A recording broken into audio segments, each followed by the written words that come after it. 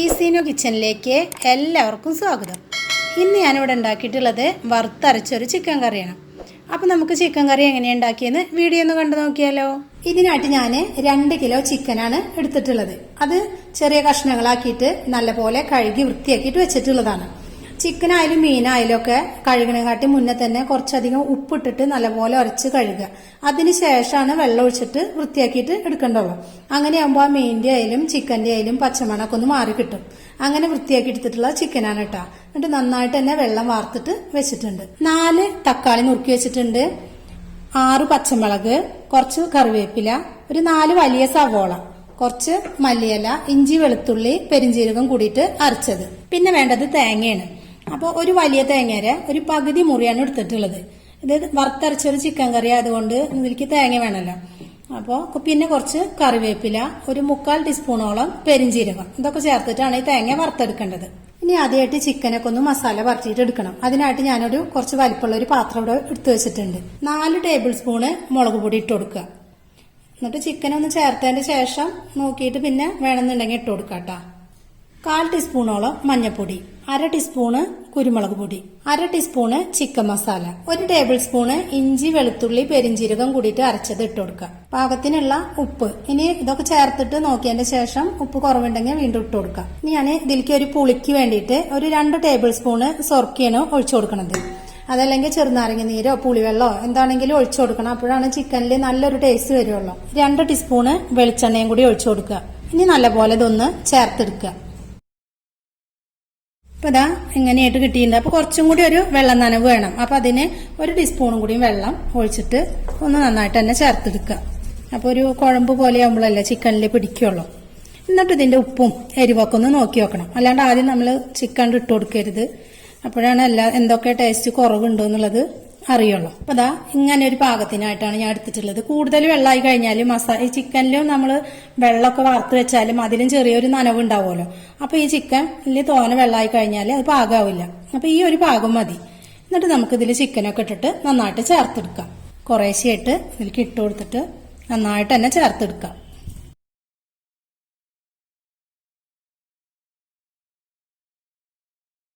ഇപ്പൊ ദാ നല്ലപോലെ തന്നെ ചേർത്തെടുത്തിട്ടുണ്ട്. ആ വെളിച്ചെണ്ണയും അതുപോലെ സൊർക്കയും ഒക്കെ ചേർത്തപ്പോ ആ ചിക്കനും നല്ലൊരു ടേസ്റ്റാണ് ആ മസാലയ്ക്ക് കിട്ടുന്നത്.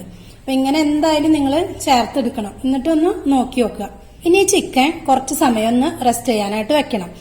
സമയം ഉണ്ടെങ്കിൽ 1 മണിക്കൂറെങ്കിലും വെക്കുക. അതല്ല സമയം കുറവാണെങ്കിൽ 1/2 മണിക്കൂറെങ്കിലും നിർബന്ധമായിട്ടും വെക്കണം. അപ്പോഴാണ് ഈ ചിക്കനിൽ മസാലയൊക്കെ നല്ലപോലെ തന്നെ പിടിക്കുകയുള്ളൂ. പിന്നെ ഈ ചിക്കനാണെങ്കിൽ വറുത്തെടുത്തിട്ടല്ല ഇന്ന് കറി വെക്കുന്നത്, വറുക്കാതെ തന്നെയാണ്. അപ്പൊ കുറച്ചധികം മസാല പിടിക്കുന്നത് നല്ലതാണ്. അപ്പൊ ഞാൻ കുറച്ച് സമയം 1 മണിക്കൂറോളം വെക്കുന്നുണ്ട് സമയത്തിനനുസരിച്ചിട്ട്. അതിനുശേഷം കാണിക്കാം. ഈ സമയം കൊണ്ട് തേങ്ങയൊക്കെ ഒന്ന് വറുത്തെടുക്കാനായിട്ട് നോക്കാം. തേങ്ങ വറുത്തെടുക്കാനായിട്ട് ഞാനിവിടെ ഒരു കടായി വെച്ചിട്ട് കുറച്ച് വെളിച്ചെണ്ണ ഒഴിച്ചു കൊടുത്തിട്ടുണ്ട്. ഇനി എടുത്തു വെച്ച തേങ്ങ അതിലേക്ക് ഇട്ട് കൊടുക്കാം. എന്നിട്ട് ചെറിയ തീയിൽ തന്നെ നല്ലപോലെ ഒരു ബ്രൗൺ കളറിൽ ഇതൊന്ന് വറുത്തെടുക്കാം.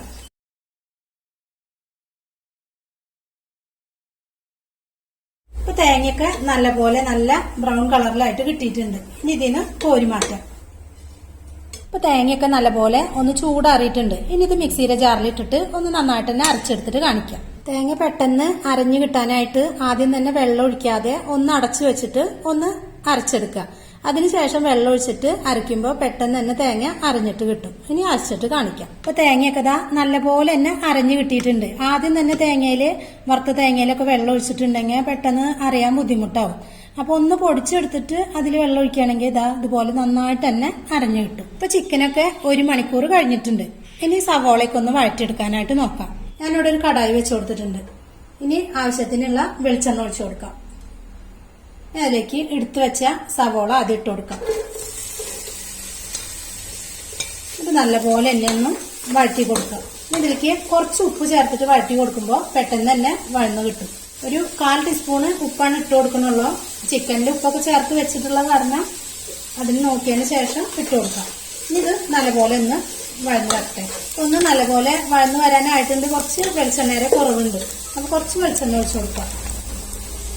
ഇതൊന്നുകൂടി വഴറ്റി കൊടുക്കാം. അപ്പൊ സവോളയൊക്കെ ഒന്ന് വാടി വന്നിട്ടുണ്ട്. ഇനി നുറുക്കി വെച്ച തക്കാളി ഇട്ട് കൊടുക്കാം. എന്നിട്ട് അതും ഒന്ന് നല്ലപോലെ ഒന്ന് വാടി വെക്കാം. ഇതിലേക്ക് ഇഞ്ചി വെളുത്തുള്ളി പേസ്റ്റ് 1 ടേബിൾ സ്പൂൺ ഇട്ട് കൊടുക്കാം. എന്നിട്ട് ഒന്നുകൂടി നന്നായിട്ട് ഇളക്കി കൊടുത്തതിന് ശേഷം പച്ചമുളക് ചേർത്ത് കൊടുക്കാം. ഇനി വീണ്ടും നല്ലപോലെ ഒന്ന് ഇളക്കി കൊടുക്കാം. ഇനി ഈ സമയത്ത് കുറച്ച് കറിവേപ്പില ഇട്ട് കൊടുക്കാം. അപ്പോൾ എല്ലാതും ഒന്ന് നന്നായിട്ട് വാടി വന്നിട്ടുണ്ട്. ഇനി തീ നന്നായിട്ട് കുറച്ച് വയ്ക്കുക. പൊടികളൊക്കെ ഒന്ന് ചേർത്ത് കൊടുക്കാൻ വേണ്ടിയിട്ടാണ്. 3/4 ടീസ്പൂണ് ചിക്കൻ മസാല ഇട്ട് കൊടുക്കുക. 1/4 ടീസ്പൂണ് മഞ്ഞൾപ്പൊടി. എന്നിട്ട് അതൊന്ന് നന്നായിട്ട് ഇളക്കി കൊടുക്കുക. ഇനി ഇതിലേക്ക് ഒരു 2 ടീസ്പൂണും കൂടി മുളക് പൊടി ഇട്ട് കൊടുക്കുന്നുണ്ട്. എന്നിട്ടൊന്ന് നന്നായിട്ട് തന്നെ ചേർത്ത് കൊടുക്കുക. 3/4 ടീസ്പൂണ് കുരുമുളക് പൊടിയും കൂടിയിട്ട് ഇട്ട് കൊടുക്കുക. എന്നിട്ട് നന്നായിട്ട് ചേർത്ത് കൊടുക്കുക. ഇനി ഒരു 1/2 ഗ്ലാസ് വെള്ളം ഇതിലേക്ക് ഒഴിച്ചു കൊടുക്കുക. എന്നിട്ടൊന്ന് മിക്സ് ചെയ്തതിന് ശേഷം ഉപ്പൊക്കെ ഒന്ന് നോക്കുക. ഉപ്പ് കുറച്ച് കുറവുണ്ട്, അപ്പൊ ലേശം ഉപ്പിട്ട് കൊടുക്കുന്നുണ്ട്. അതിന് ശേഷം എടുത്ത് വെച്ച ചിക്കൻ ഇതിലേക്ക് ഇട്ട് കൊടുക്കാം. ഇനി ഒന്ന് എല്ലാ ഭാഗത്തും നന്നായിട്ട് തന്നെ ഇളക്കി യോജിപ്പിക്കുക. ഇനി ഒരു 5 മിനിറ്റ് അടച്ചു വെച്ചിട്ട് ഒന്ന് വേവിക്കാം. അപ്പൊ ചിക്കനൊക്കെ ഒരു 5 മിനിറ്റ് കഴിഞ്ഞിട്ടുണ്ട്. 1/2 ഗ്ലാസ് വെള്ളമാണ് നമ്മൾ ഒഴിച്ചിട്ടുള്ളത്. പിന്നെ ബാക്കിയുള്ള വെള്ളമൊക്കെ ഈ ചിക്കനിൽ നിന്ന് ഇറങ്ങി വന്നിട്ടുള്ളതാണ്. അപ്പൊ പിന്നെ വേറെ വെള്ളം ഒഴിക്കേണ്ട ആവശ്യമൊന്നുമില്ല. ഇനി നമ്മൾ എടുത്തു വെച്ച തേങ്ങ ഉണ്ടല്ലോ, വറുത്തരച്ച് വെച്ചത്, അത് ഇതിലേക്ക് ഒഴിച്ചു കൊടുക്കാം. എന്നിട്ടൊന്ന് നന്നായിട്ട് ഇളക്കി കൊടുത്തിട്ട് കുറച്ച് സമയം കൂടി ഒന്ന് വേവിച്ചെടുക്കാം. ഇപ്പൊ ചിക്കനൊക്കെ നല്ലപോലെ തന്നെ വെന്തിട്ടുണ്ട്. പാകത്തിനുള്ള ഒരു ഗ്രേവി ആയിട്ടുണ്ട്. ഇനി കുറച്ച് കറിവേപ്പില കൂടിയിട്ട് ഇട്ട് കൊടുക്കാം. അതിനോടൊപ്പം തന്നെ കുറച്ച് മല്ലിയിലയും കൂടിയിട്ട് ഇട്ട് കൊടുക്കാം. ഈ വറുത്തരച്ച കറിക്ക് നല്ലൊരു ടേസ്റ്റാണ്.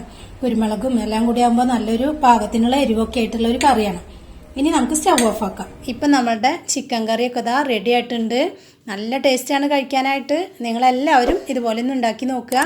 വീഡിയോ ഇഷ്ടമായ ലൈക്ക് ചെയ്യുക, ഷെയർ ചെയ്യുക. സബ്സ്ക്രൈബ് ചെയ്യാത്തവരാണെങ്കിൽ ഒന്ന് സബ്സ്ക്രൈബ് ചെയ്യുക. താങ്ക്